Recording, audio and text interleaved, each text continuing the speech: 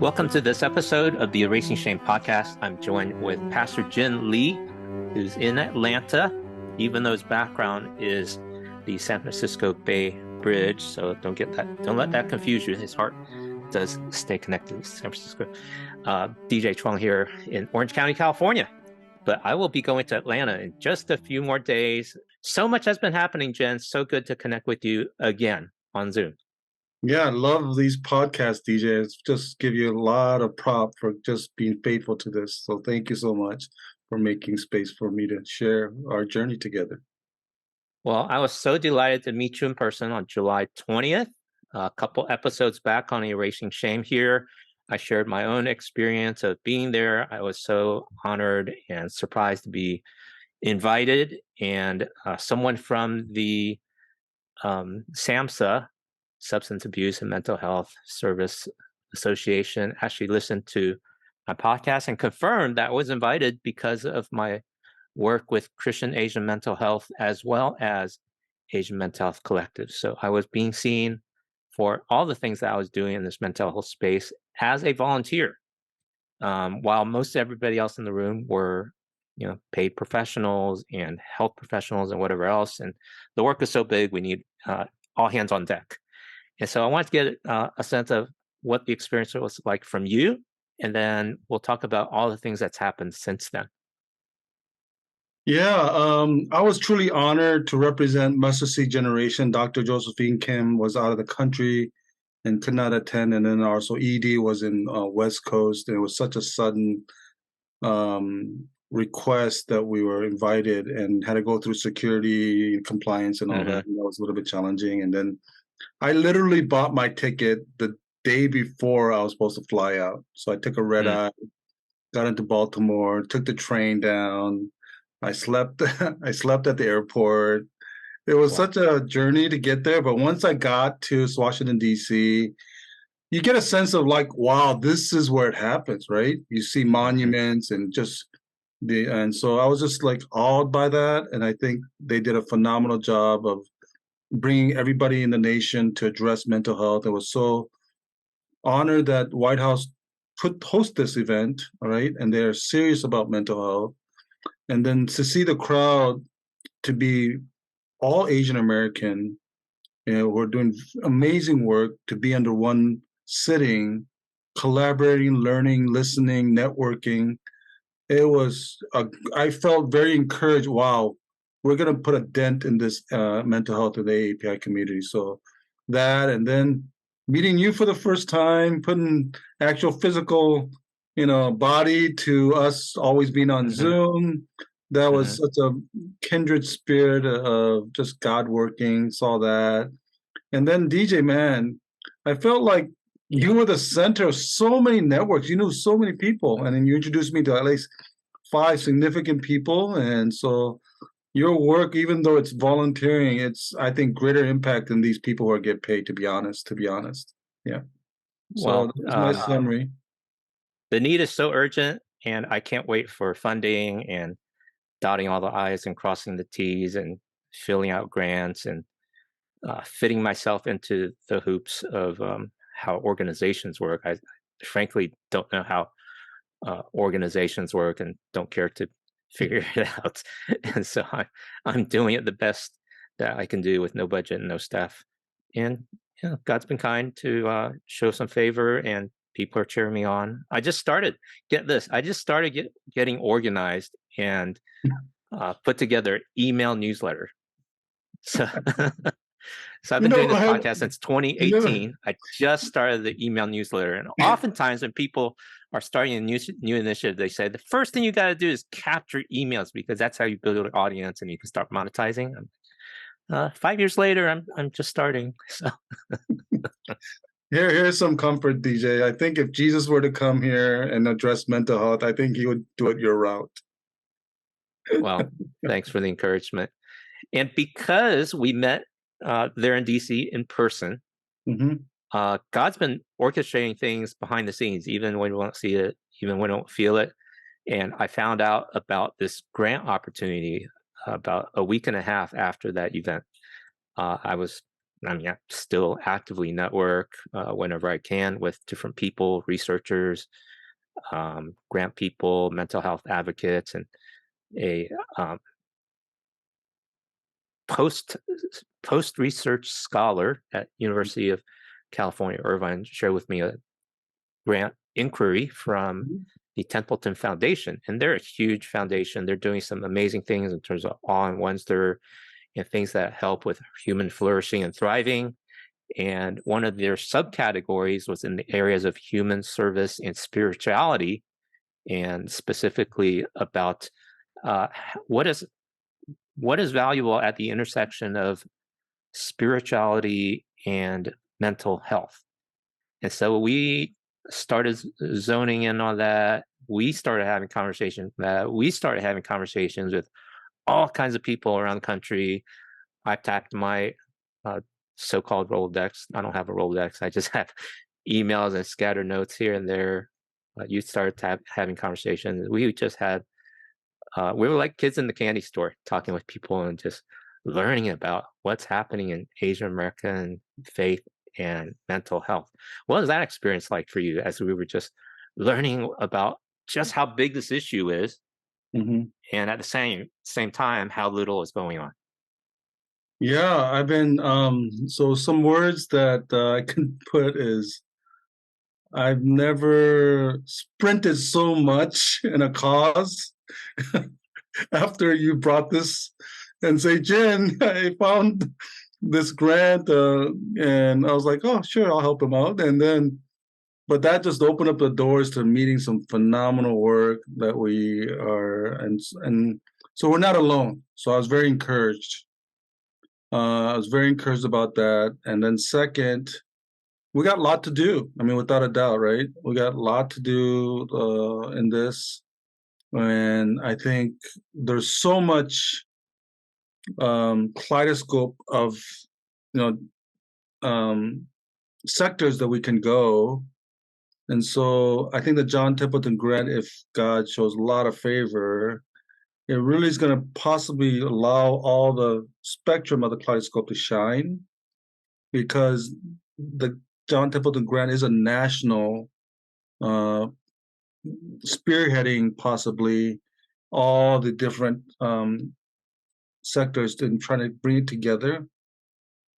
And so we're Hmm. excited about just even I'm just excited about even the writing the grant that we have we have a template possibly to address mental health for Asian American communities. So that was great that we all the ideas that we had we were able to formulate on our paper. And if we get funded, then obviously we can really actualize it and incarnate it in flesh and see if we can make a dent within our lifetime of mental health.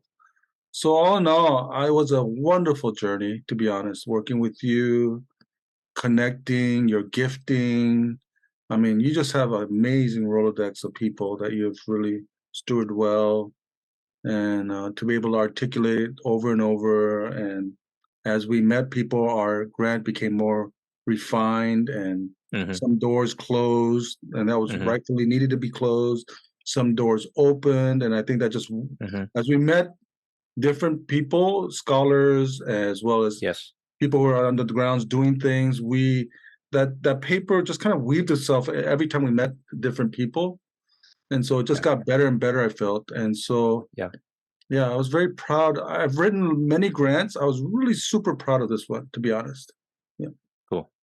Well, so I want to share a little. One of the biggest piece of the grant, I think, is going to help us move forward in the Asian American Pacific Islander faith communities and mental health issue. But before I unpack our big idea there, how we have these quad groups Uh-huh. that we're seeking to convene because it identifies one of the most strategic gaps, and there's gaps all over the place, Mhm. across the whole spectrum. When we talk about um, awareness, and then accessibility, and then availability and affordability, all those things were mentioned at the White House Initiative for Mental Health. So there are so many needs across the board. So many issues that still need to be worked on, and people are diligently working on it. But there's one strategic piece that we think can make um, a bigger difference and kind of take us to that next place. But before I unpack that, I wanted to get a pulse on your passion because for me, it's a matter of life and death. Quoting the OC Register article that I was interviewed in back in 2013 when I first went public with my own mental health struggle with bipolar disorder. And since that time, I've come to realize, oh, as I share that and give glory to God, He opens doors for ministry. And this is a continuing unfolding of that, how I can spend more of my time and skills and relational capital to help in Asian American faith and mental health. But you have a different way you've come at this, and it has to do with something you call statistics that really stirred Yeah, a yeah, fire and urgency why you wanted to take action. So yeah. I describe would how say, that. yeah. Thank you for that. So there's three pivotal things that is a night um, kind of spark. The three sparks in my life in the area of mental health is I also have a lived experience on mental health myself. Yes, I was a pastor in ministry. There was a point in my life where things broke down significantly. And it was really, really hard for me to say, I'm broken. I need help. That was hard.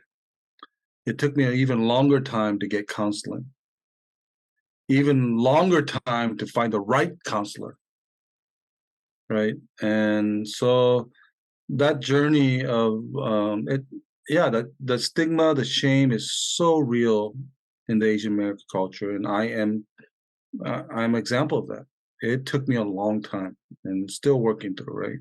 So that's a personal lived experience, right? And that's one. Second one is the statistics that you're talking about. So muscle seed generation is a very, very important catalyst in my life to really educate me and bring awareness. And in the mental health training that muscle seed generation has, it's an 8-part, 8-week course. It's asynchronous and synchronous. There's homework that we do on our own, and then we meet as a cohort and we dialogue. It's yeah, check out muscle seed generation. Love MSG.org, and they have that training still going on. In that training, there was a statistic that was shared, and it was the first time I listened to it, first time I was aware of it, right? And the statistic is Korean Americans make 3% of the population, but the suicide rate is 30%. We have to interrupt here on that statistics because upon the instant replay, we weren't sure what the 30% was actually referring to. So we're trying to nail down exactly what that number is and what is the suicide rate and mortality count for Korean American suicides. It's just too high. I mean, any number is too high. So we're going to link in the show notes at erasingshame.com to this journal article about cross-national comparison of increasing suicidal mortality rates for Koreans in the Republic of Korea and Korean Americans in the USA. And we're going to keep working at figure out just exactly how bad things are. It's such a tragedy. And so I said to myself, Lord, if I can do something, let me make a dent in that statistics somehow, And so that's one, the second spark. The third spark would be my kids. Because of fallen men, and it just repeats itself, the cycle, right, of our culture, and so unfortunately, my kids, I see seeds of wow, there's some mental health things happening in their life, and so I want to provide an easier avenue than me, what I went through, and so for them, and I see it everywhere. I work with high school volunteers, and many of my volunteers just come to me in crying and say, Mr. Lee, I cannot continue in volunteering. And they say, I'm just overwhelmed, and we find out it's mental health, right? And so, yeah, those three are sparks. This is not my realm of expertise by no means. I didn't go to schooling in this. I'm just a pastor who serves in a nonprofit, and I'm going to spend my energy in my lifetime to fight as best I can locally, nationally, so that we can make a positive impact. And so I would say it's my second mission, right, in my life to address this, and I'll bring all my resource that I have toward it. Thank you, Jen. It's so Mhm. amazing that God has brought us together at this Yeah, time in our life. And I feel like it's a partnership that will be the rest of our lives yeah, to amen. really bring kingdom impact together. I love your heart for collaboration and coalition building. And so the big idea that we've come around is while I'm raising awareness and some education through the Erasing Shame podcast, um, uh, featuring stories from people with lived experience, because that erasing shame and stopping stigma is more than half the battle, because Asian Americans are 3 times less likely than uh, Caucasians to seek professional mental health, and the least likely of any ethnic racial grouping. And then, as part of this grant writing, I've been digging up more research. And the mental health crisis is not just here in the US, it's also an epidemic in Asia. So Yeah, this one grabbed my attention today. 61% of the suicide in the world is in Asia. That is way disproportionate. I know there's a lot of people in Asia, 2 billion in China, India alone, but 61% of the world's suicide are in Asia. And there's parts of Asia that are very wealthy, right? So it's not an issue of wealth or social strata per se. It's all the other pressures, um, and intergenerational trauma and all that. So it is a global crisis.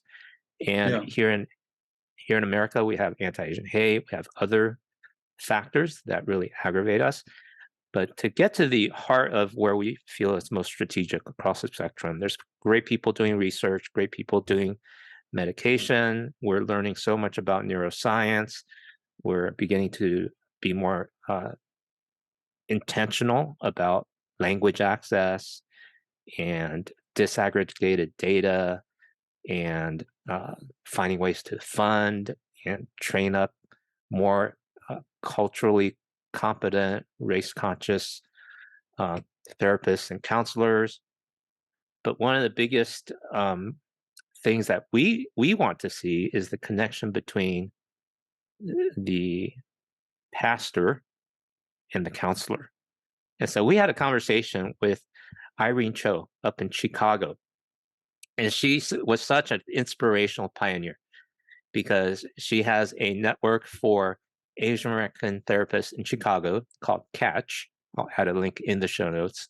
Um, Sorry, I forget what the acronym stands for. Something like Chicago Area Asian American Therapists Together. And then she also has a little network called Pastors and Counselors Together. And right. they meet Yeah, together once a quarter and share a meal and do some learning about the intersection and the value of bringing spiritual um, resources and um, mental health therapy and counselor and best practices. And they've been doing that for several years now. And that inspired us and helped us solidify our imagination to say that's the kind of thing that needs to happen across the country. Now, we can't hit every city, but we can hit 7 or 8 strategic cities. And what are the 4 groups that you felt strategic to bring together, Jen? yeah. I think pastors, religious leaders, because they are the front line, and churches are the weekly gathering of Asians, right? That none other institution on a regular basis meet to bring them together. So I think definitely, without a doubt, Asian pastors or religious leaders or faith leaders need to be part of this gathering. Other one is clinicians, right? Therapists and counselors need to be part of this gathering.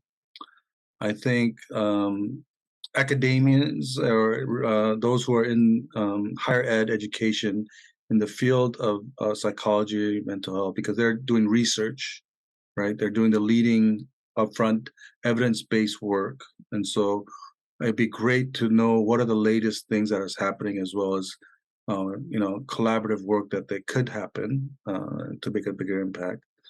And so they need to be part of this gathering. And the last one would be nonprofits, Asian American nonprofits who are serving the Asian constituents, and so they can bring about any mental health programs under the service of the nonprofit. So nonprofit leaders are working in Asian American sectors, because we learned from the White House the best way for mental health is to be served is to do a warm handshake. What I mean by this, if a nonprofit has, let's say, medical services, now that individual client who are getting trusted to continue come will trust the referral in that same building to a mental health versus them coming cold call into a mental health clinic, right? And so I think that was phenomenal understanding that was shared at the White House, that say, hey, there's a higher percentage of Asian American going to mental health service if it's a warm handshake from another service, right? And so there's many wraparound services that many Asians are doing wonderful work in the nonprofit sector. If we can couple them with some of these mental health, it'd be so much accessibility would be greater, right? There'll be a greater accessibility. So I think they need to be part of this gathering. So that's 4 groups that we would love to convene on a regular basis so they can truly work together and not siloed or work against. And so I think trust is critical to this collaborative work, right? And so if we can slowly bring frequency of meetings so that some of the walls can come down between each other of these different entities, I think we can make a great impact together. Yeah. Yeah, It has to happen. trust takes time. Yeah, the relationship takes time. I think it needs to happen nationally that fosters locally, right? It just can't be this national gathering of these spaces, but that needs to translate into local work, right? And I'm so glad, Jen, that you also have an appreciation for technology. Yeah. Because especially, I mean, we're in 2023, post-COVID, we've used technology, and yet we don't use it well. And so we want to be using the best of technology and in-person hybrid approach. So soon around the corner, Lord willing, as God would provide, energy and perhaps funding. And even if funding is not there, I think we're going to do it. A monthly online webinar where we provide this connection space between pastors and counselors so that we begin building those relationships, and then we meet in person. It just accelerates. Kind of like, you and I have been talking over Zoom for months, and then we got to meet in July, and it just accelerated our relationship. It was magical. Yeah. And we want to do that for pastors and counselors across the country to the best of our ability. So those of you that are listening, if you're not a pastor and you're a Christian, you probably go to church. So tell your pastor to listen to this episode, to be praying with us. In the political world, they do get out the vote. So we just clicked submit on this grant proposal inquiry on Saturday, on Friday. And they do this get out the vote thing in the political world. We are getting out the prayer. So please pray for us that as this grant inquiry goes before the eyes of the program managers and the reviewers, that they would find favor with our little project and invite us to submit for the. We ran into technical difficulties here, and the rest of the audio is less quality than the previous 20 minutes. So we need your prayers to have the grant reviewers approve and invite us into the final proposal process. And that's coming up on October 13th. So between now and October 13th, Appreciate your prayers. Between now and October 13th. That's the final date when they will announce those who will be invited to second round and submit the full proposal. And I mean, maybe they even might notify us early if they really like what we're doing. I don't know. Yeah. October 13th is the final date. So please pray with us about this project. We really desire to see the church and counselors work well together along with the best and latest research and nonprofits so that we can be about the work of bringing hope and healing to all Asian Americans and then even Asians and even non-Asians, because we care about the whole person, not just their spiritual life, but also their bodily life, their relationships, and all the challenges of living in a broken world. Well, what else can I say about it? Well, DJ, you got to remind them it's not a little project. What is telling them how much the amount that we requested? Oh, see, you were dreaming big. So I was like, when I started filling that out, I was like, I could maybe do a $10,000 grant, but I don't know how to like put my head around $1 million grant. Yeah. And so I'm so grateful, Jim, that you helped me to step out in faith. Yeah. Our total budget of this grant is $255,000. We're asking John Templeton to seed fund or $1 million for a 3-year project. Mm-hmm. And so we have to raise $250,000 ourselves, right? So we're not off the hook on this. Just but yeah, like DJ said, we need God and God's people to pray for a chance at this.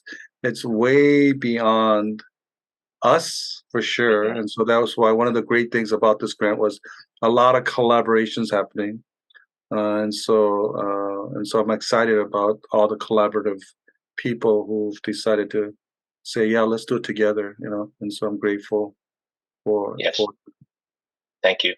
Well, thank you for being my host in Atlanta as I come over there going cross country. So I'm going to give our listeners and viewers a quick overview of my activities and also bring it to your attention because two of them you can actually come if you're in Atlanta, and one of them if you're not in Atlanta you can tune in for the live stream.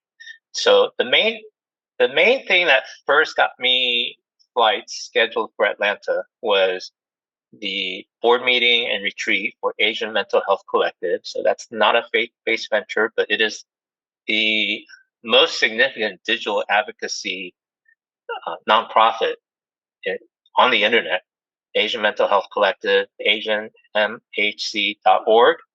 We have a Facebook group called Subtle Asian Mental Health with 61,000 members where people can get peer share and support, where they can share anonymously their questions, their struggles, and get some support and validation for the challenges of life. And sometimes we'll give suggestions and referrals if they ask for that. Every post is moderated, so we keep it a safe place. 100% volunteer run for the past 3 or 4 years, and it's been incredible to see the enthusiasm, how much it's met the need for thousands. We had annual conferences to continue raising awareness. We've had corporate sponsors that have helped us to subsidize therapy for Asian Americans. We put together the largest Asian American therapist directory around the country in 20 plus languages, and then also in Canada. And so it's just been a tremendous resource. Oh, and also providing Lotus Therapy Fund for continuing education. So very honored to be a part of that organization because we are doing work that matters. Research matters, but when people can get care, that matters a little bit more. I just have to say, data's nice, but when people get cared for, that's even better. And when people get cared for, not just one at a time, which counseling provides, but tens and hundreds can get care through digital means. I'm like, oh man, that's so powerful and doesn't cost so much.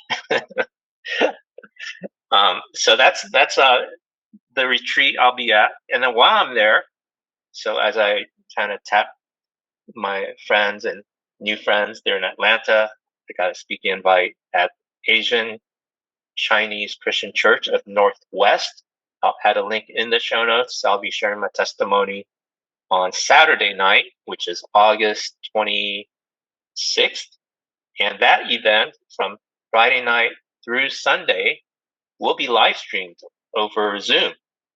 And so be sure to check the show notes at erasingshame.com so you can tune in anywhere in the country or even the world and hear the testimony and the teaching from Pastor Hugo Chang, as well as his daughter, who has lived experience with mental health. And they're going to talk about mental health ministry, biblical teaching about mental health, also incorporate some art therapy, and I'll share my testimony and how churches, big and small, can develop their own mental health ministry with 5 simple ingredients.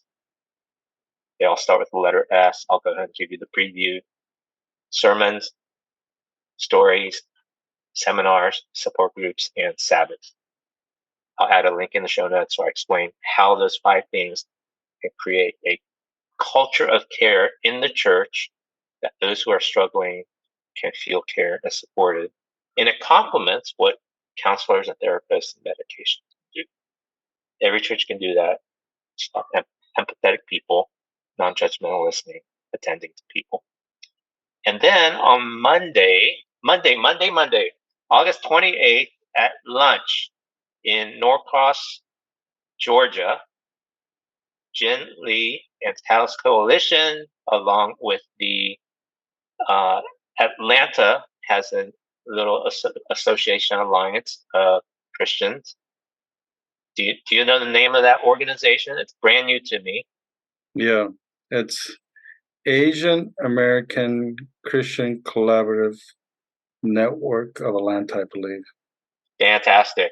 So they are a co-sponsor of this event on Monday, AAPI, faith, and mental health. So we're going to create a space for dialogue, get to know each other, find out how we can come together to serve this urgent need for mental health, caring for people on the ground, in our communities, in our churches, in our neighborhoods who have an Asian background. And I think, Jen, we were on another call earlier this week. You were mentioning how Atlanta's Asian American population is growing so fast. Can you give us a little snapshot of what's happening there in Atlanta? Yeah, a lot of Asian Americans are coming to Atlanta because of the economic companies from big companies like Samsung and battery plants are coming to Atlanta because a lot of the incentives, and so they're bringing a lot of the workers from outside the country that are Asian coming in, but also because of such a diversity of Asians. So the top 3 population of Asian Americans are Chinese, Vietnamese, Korean, and then Southeast Asia. It's very diverse, and each one of them are growing. And then also the low cost of living in Georgia, and also especially in Gwinnett, the school system. So a lot of Asians are coming to Gwinnett, which is the number 8, but it's really number 3 because Hawaii is they take a lot of the diversity, but mainland, I think Gwinnett County, the county that we're in, is number 3 third diverse city in the United States. And so you'll know when you drive here, all these different restaurants and billboards are all in their the mother language. And so yeah, it's growing. It's going further north from the metro. And so everywhere you do see a lot of Asians. So it's a good thing that's happening. But with that, as we know, there's a lot of other and things that are happening, and we're behind. And the area that we're really behind, I feel like, is the area of mental health. It's not pervasive. There's no space that I can say on a regular basis that are promoting, advocating, and giving resource to. And so there needs to be a lot more going on for mental health in Atlanta. That's not. Yeah. Yeah. So Monday, there is such a thing as free lunch. Monday, August 28th, if you're in Atlanta or you know someone in Atlanta and they don't have to be a pastor or a counselor or work with a nonprofit, if you just want to have lunch and meet Jen or meet me or just want to have free lunch, come RSVP for free. We want to pack that room out. Please help us get the word out. Would love to meet you in person as well. Okay, so it's an open invite. We really want to learn how we can serve together and put a dent and help many more in mental health. Yeah. Go ahead. One last thing about the Atlanta thing, and I just remembered. Oh, and then we're going to DC together. That's right. So the one plug I would love to get the audience member to attend is really the AAPI clinicians or therapists or counselors to be there. We do have a large turnout. That's probably going to be more pastors, but we love to have a balance if possible. We do have some nonprofits will be attending, but we have a small turnout for the API clinicians, therapists, and counselors. So if we can just say a shout out to, please come. You're welcome. We need you. We need your wisdom. We need your guidance as we learn from each other. Yeah. Thank you. And then both you and I will be in DC again on September 7th. That's right. That is an event hosted by the Health and Human Services Partnership Center for Faith and Communities. And that conference is on faith, community, and mental health. And the theme is the urgency of now. Wow, that is so true. And we're so grateful to be invited. Kay Warren will be the closing keynote. She happens to be the co-founding pastor at Saddleback Church, where I attend. And so I'll get to see her. You'll get to see her. So that will be live streamed as well. So make sure you RSVP for that. Again, the show notes at erasingshame.com. We'll have a link to that. So whether you're in the DC area, want to come in person, we'd love to meet you. If not, watch the live stream. It's going to be a valuable time about resources for faith communities in the areas of mental health. And this one's going to be much more practical. So they're going to talk about the issues, but they're going to share about the resources, one of which is funding. So that actually made it on the list of topics. I'm like, oh, I mean, funding is the fuel for how we get work done. So really, really, really look forward to that. Plus, I'll get to see my baby niece, who's going to be 20 months old. So nice. It's also a family visit for me. Okay, that's all I got for this episode. Thank you so much, Erasing Shame fans. And again, I do have a newsletter now with an update that I'll send out once a month, no more than once a month, just once a month. So it doesn't flood your inbox. We just want to keep you updated, connected to what's happening, invite you in when you feel inspired to jump in. Love to meet you during my travels or set up a Zoom meeting. My calendar's available online. I'll add a link to that on my home on erasingshame.com if you'd like to talk in person, privately, or ways we could partner. We'd love to help in any way I can. Jen, so such a joy to talk with you on this episode. Look forward to seeing you in person. Give you a big hug on Saturday at lunch, and we're gonna have some great time hanging out together in person. Yeah, shoulder to shoulder, elbow to elbow. Thank you for listening to the Erasing Shame podcast. Check out the show notes at erasingshame.com and subscribe to our email for updates. We would love to hear from you, so please add your comments at our website or on social. Subscribe on Apple Podcasts, Spotify, or any podcast app, and you can also subscribe on YouTube or follow on Facebook. Please add a rating and review so we can reach more people with our message of health, hope, and compassion. This podcast is the digital outreach of Christian Asian mental health.